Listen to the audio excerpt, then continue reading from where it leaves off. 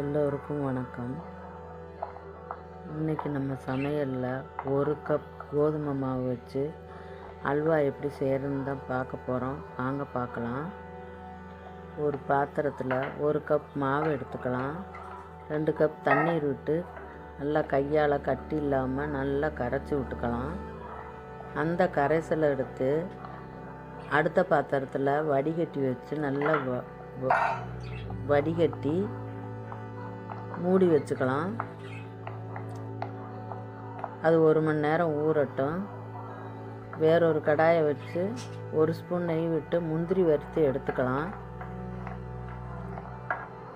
வேறொரு கடாயை வச்சு 2 கப் வெல்லம் போட்டு 1 கப் தண்ணி விட்டு நல்லா கொதி வந்தோடனே அதையும் எடுத்து வச்சுக்கலாம். மாவு கரைச்சி வச்சு 1 மணி நேரம் ஆயிடுச்சு. வாங்க எடுத்து பார்க்கலாம். மாவு கீழே கெட்டியாகவும் மேலே தண்ணி நிற்கிது. தண்ணியை எடுத்து விட்டுட்டு பாலை எடுத்துக்கிடுவோம். அந்த பாலை அடிக்கணமான பாத்திரத்தில் ஊற்றிக்கலாம். நல்லா கைவிடாமல் கிளறுங்க. அதில் 2-3 கப் தண்ணி விட்டுக்கோங்க. நல்லா கலந்துக்கிட்டே இருங்க. மாவு கெட்டியானோனையும் 1 பிஞ்சு உப்பு, 1/4 ஸ்பூன் ஏலக்காய் தூள் போட்டு கிளறிக்கிட்டே இருப்போம். கொஞ்சம் கெட்டியான பதத்துக்கு வருது. அந்த இதும் நம்ம காய்ச்சி வச்ச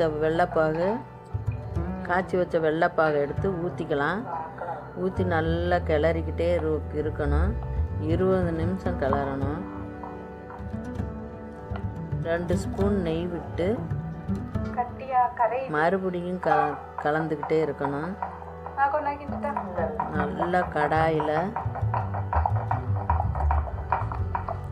ஒட்டாமல்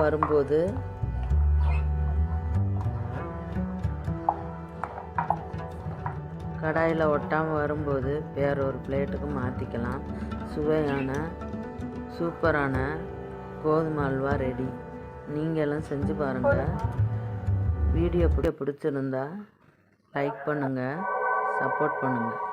தேங்க்யூ ஃபார் வாட்சிங்.